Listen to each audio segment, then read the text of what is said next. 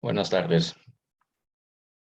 Para darle seguimiento a lo que es el análisis de los filtros, voy a introducir esta parte de lo que es amplificador operacional para que podamos así que profundizar, ¿no?, en esta parte de filtros, ya que pues el amplificador operacional va a ser la base y ya que permite por su configuración eléctrica y pues generar ganancias elevadas sin tener que consumir o generar un efecto de carga. Así que, valga la redundancia, en una carga definida, pues. En otras palabras, y nosotros podemos generar, así que una respuesta con una mínima potencia.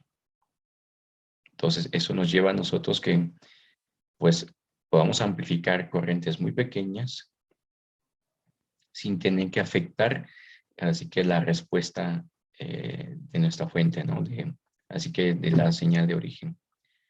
Para ello vamos a ver las características y les muestro ese circuito, el cual contempla, así que aquí se los ilustro de una manera representativa, en el cual tenemos una impedancia de entrada, tenemos una fuente de voltaje dependiente de voltaje de entrada, aquí, tenemos una resistencia de salida, y esto en sí vendría siendo lo que es nuestro amplificador operacional. Ahora, estas resistencias que ustedes ven a la salida de este capacitor vendría siendo parte del sistema externo. Es decir, este sería prácticamente nuestro sistema, el cual vendría prácticamente ya sea a modificar, alterar, medir, ¿sí?, o tratar la señal de entrada.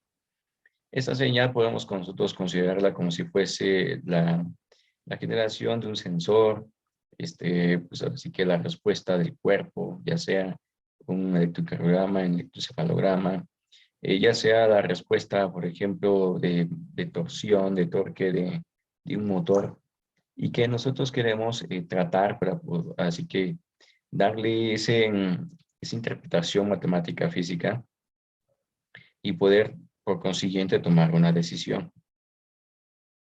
Pero para ello necesitamos un sistema que nos permita generar, ¿sí?, ese tratamiento. Entonces, si nosotros a este sistema, que vean que tenemos una resistencia, la tabla de resistencias generamos nosotros un efecto de carga, es decir, estamos consumiendo potencia, estaríamos nosotros generando ese consumo a partir de esta señal, lo cual al hacer eso, estaríamos generando un efecto de carga, valga la redundancia. Es decir, estaríamos haciendo de que esto funcione por medio de la potencia que nos genera la fuente. Así que al hacer eso, a la salida estaríamos nosotros generando una alteración, no solo un tratamiento, sino aparte una alteración de la señal. Entonces, para eso tenemos así que el amplificador operacional que nos va a permitir, dado estas características que les comenté, es decir, una impedancia elevada de entrada y una impedancia baja a la salida, así como una alta ganancia en lazo abierto, vamos a hacer de que estos elementos, pues ahora sí que sean compensados mediante este dispositivo y por lo tanto generar un efecto mínimo, ¿sí?, de consumo de potencia de este. Esa es la intención de trabajar con un operacional. En este caso les muestro un amplificador pasabajas o un integrador con amplificador operacional en el cual tenemos una ganancia definida en DC y que al final esto, si lo analizamos en el dominio de la frecuencia, veríamos un efecto, ¿sí?, de recortar las altas frecuencias a partir de un punto determinado que le vamos a llamar frecuencia de corte o omega C, que es frecuencia radial de corte. Para ello vamos a estar trabajando con un dispositivo específico que va a ser el TLC84. También tenemos el TLC741 pero dado que este dispositivo, el 084, es tecnología JFET, pues tenemos una mejor ganancia. Uno, dos, tenemos mejor impedancia a la entrada, una impedancia más elevada, y por consiguiente un ancho de banda también mayor que el 741. Entonces, si ustedes van a trabajar con estos dispositivos, requieren verificar una regla, en este caso regla de diseño, el cual nos dice que al momento de trabajar debemos verificar su ancho de banda, es decir, la frecuencia máxima de trabajo del dispositivo, que no exceda el 10%, es decir, si son 1 mega, entonces nosotros podemos decir que trabajar con unos 100 kilos vamos a obtener una respuesta confiable. Trabajar arriba de 100 kilos implicaría, por lo tanto, tener un efecto, en este caso atenuador, por capacidades y resistencias parásitas de este, que hagan efecto también en el circuito externo. Esa sería la gran desventaja, ¿sí? El usar un dispositivo que se desconozca su ancho de banda, ¿no? Entonces, este circuito es el mismo que tenemos en el circuito anterior. Y vean que aquí pues tenemos dos alimentaciones, una negativa, otra positiva. Tenemos dos entradas, una entrada que se le conoce como inversora, por el signo menos, otro que se le conoce como no inversor, por el signo positivo, y que la señal aquí en este caso viene una retroalimentación, sí, por la inversora, y que pues de aquí viene una retroalimentación también hacia la salida, hacia el nodo de salida. ¿Sí? Bueno, este circuito, por supuesto que dado las características eléctricas que les comentaba hace un momento, y que aquí se las vuelvo a plantear, nosotros podemos hacer ciertas consideraciones para el análisis más rápido.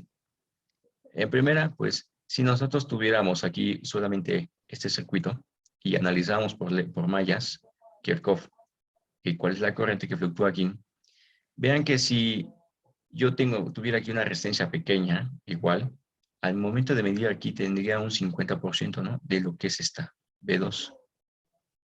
Si le voy incrementando el doble, entonces vería que el potencial aquí tiene que incrementar, ¿no? De la manera que si aquí yo viera que este fuese un 90% más grande que esta resistencia, pues tendría el 90%, ¿no? De esta señal. ¿Y qué es lo que quiero? Bueno, al final de cuentas lo que yo pretendo y quiero y deseo es de que yo pueda obtener el 100% de la señal, de la potencia, para que yo pueda ser tratada, para que pueda tratarla mediante circuitos externos. Así que al tener una impedancia elevada y si yo hago análisis, verifico la corriente, estaría viendo que la corriente que trabaja este dispositivo a la entrada vendría siendo despreciable, ¿no? Del orden de nanoamperios, picoamperios. Entonces, eso es totalmente despreciable si consideramos de que estamos trabajando con resistencias externas, pues bastante bajas, ¿no? Estamos hablando de 1 kilo, 2 kilos, 10 kilos, ¿no? Así que esa es una de las bondades que tenemos al trabajar con los operacionales, de que vamos viendo una impedancia alta a la entrada. Claro, esas son definiciones ideales, ¿no? Que consideramos nosotros que tuviéramos una impedancia infinita, cosa que en la práctica no es posible. Una baja impedancia o cero a la salida, que por lo regular en el C84 tenemos una impedancia de 50-70 ohmios. Y recuerden que esta impedancia está condicionada de acuerdo a la frecuencia de trabajo. Bueno, una ganancia en lazo abierto infinita, es decir, que no estén conectadas las entradas, ¿sí? Y que al no estar conectadas, pues podríamos usarlo nosotros.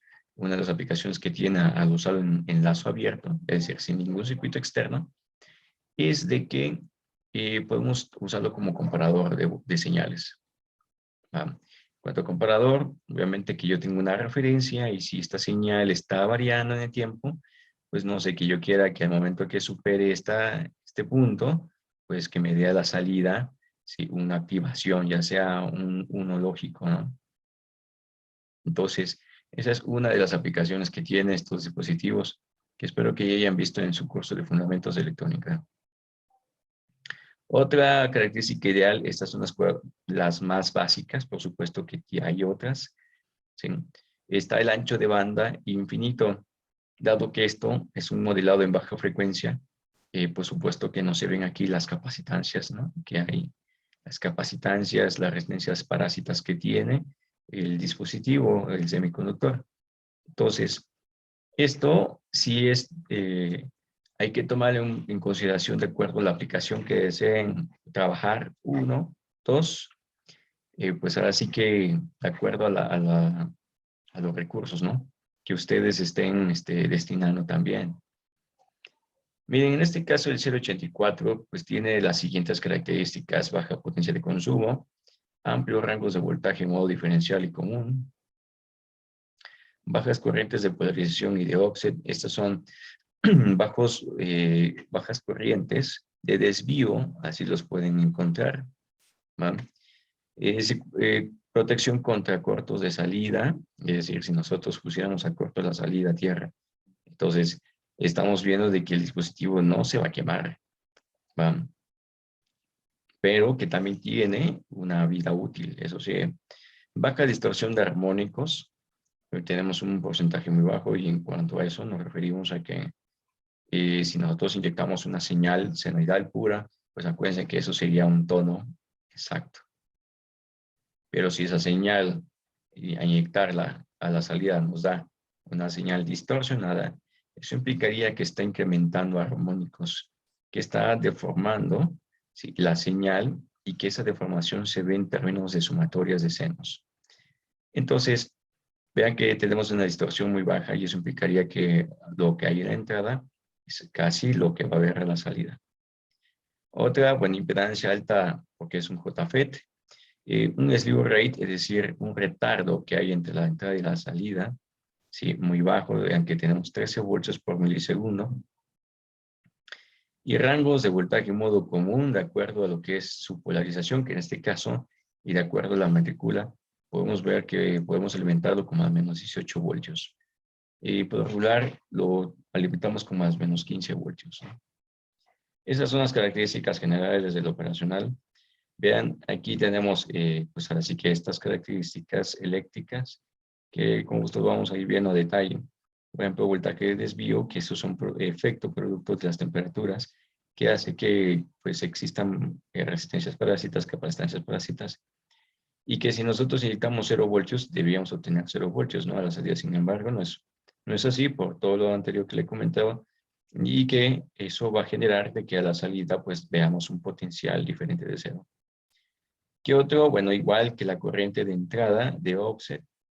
Si vean que está del orden de picoamperios, nanoamperios. Voltaje, rango de voltaje en modo común, eso de acuerdo a la alimentación, es decir, tenemos casi un rango de más o menos 30 voltios, ¿no?, aproximadamente, y eso de acuerdo a la polarización. Voltaje pico, vean que esto es de acuerdo a que el propio circuito requiere una polarización, ¿no?, de sus transistores, y que tiene una caída de tensión. Por lo tanto, a la salida, por supuesto que hay que considerarla y que restarla, ¿no? Relación de rechazo en modo común, eso sí tenemos señales comunes, como por ejemplo la señal de 60 Hz. Vean que nos va a dar esto un buen elemento, un buen rechazo, ¿sí?, de factores comunes, ¿sí? Corrientes de alimentación, vean cuánta es la corriente de alimentación, estamos hablando de 2.8 miliamperios, por eso se considera que tiene una potencia de consumo muy bajo. Vean, con respecto a sus voltajes de salida, con respecto a sus anchos de banda, vean que en este caso podemos nosotros trabajar hasta 1 mega aproximadamente, teniendo una salida, pues es casi cercano a 1, ¿no?, a la unidad. A medida que nosotros decrementamos esa potencia, por supuesto que es lo que vamos a obtener nosotros, quitando lo que es los voltajes de polarización del transistor, que eso hace que se degrade también la salida, ¿no? Vean, con una alimentación de 5 voltios, más o menos 5, nosotros esperamos un potencial cercano a unos 3 voltios. Es decir, que el dispositivo consume aproximadamente unos 2.5 voltios, 2 voltios, entre 1.5 y 2 voltios. Entonces, hay que tomar en consideración para evitar de que entre en saturación. ¿Sí? Es otra gráfica que nos indica cuál es la salida diferencial que esperamos, ¿no? La ganancia. Y que la ganancia en modo diferencial. ¿Sí?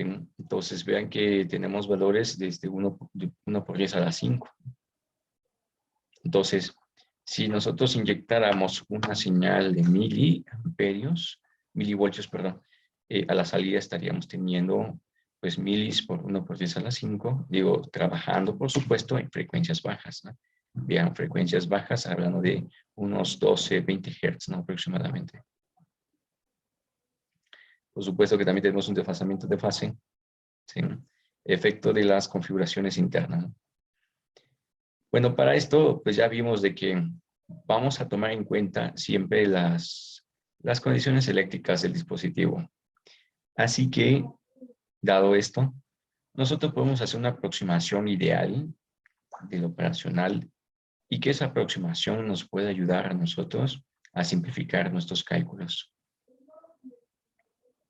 ¿Sí?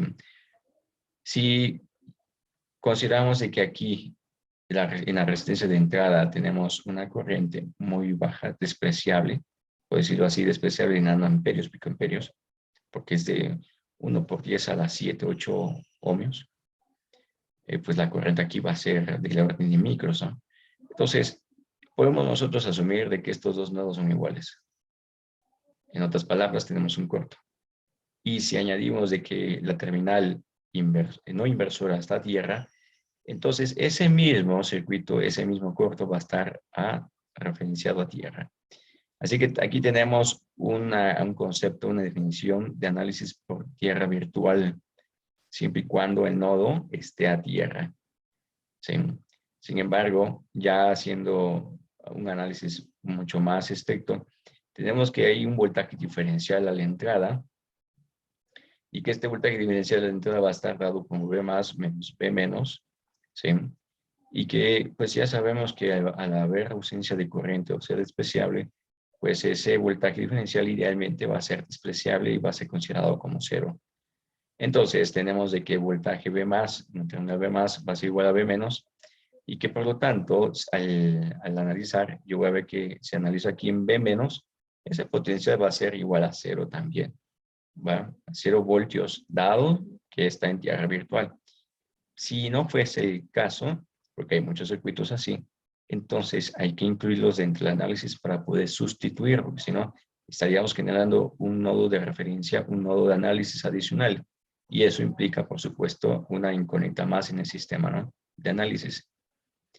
Así que viene el análisis, tenemos las corrientes, bueno, para que vean ese circuito simplificado anterior. Aquí estoy quitando nada más la capacitancia para que sea más práctico, más rápido el análisis. ¿Sí? Entonces vean que aquí tenemos solamente R6 y R5 y que ese circuito sería el mismo, equivalente que ustedes ven acá. Analizando esto tenemos con que I1 es igual a menos I2, analizando este circuito, proponiendo quién es I1, I2, acuérdense que este es un nodo de referencia de tierra. Sustituyendo tenemos que aquí sí, tendríamos BO con respecto a BI, B entrada. Acuérdense que esto lo vamos a definir como una función de transferencia, porque vamos a ver cómo se comporta el sistema a la salida con respecto a la entrada, de acuerdo a lo que nosotros inyectemos, ¿no? Entonces, esto, por supuesto que va a estar dado en Laplace. Vamos a hacer nosotros un análisis en el dominio de la frecuencia para ver cómo se comporta en cada tono. Así que vean que el resultado de este circuito pues es un amplificador, ¿sí? Inversor, por el hecho que tenemos un signo negativo, que esto daría un desfasamiento de 180 grados. Por supuesto que esto puede ser amplificador o atenuador en la medida de que R6 sea mayor que R5. Caso contrario, vamos a ver que es un atenuador, ¿no? Así que esta sería la ecuación que dicte el comportamiento de este sistema. El tener ese comportamiento ya sabemos qué esperamos al analizarlo a una frecuencia baja, alta, intermedia. ¿Sí? Por supuesto que aquí este es un factor constante, ¿no? Porque ya vimos que estos elementos son lineales.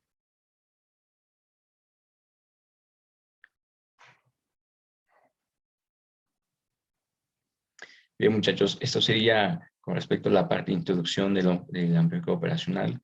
Entonces, para que puedan complementarlo con sus tareas, con los ejercicios que vamos a estar viendo en esta unidad. Hasta luego. Excelente tarde.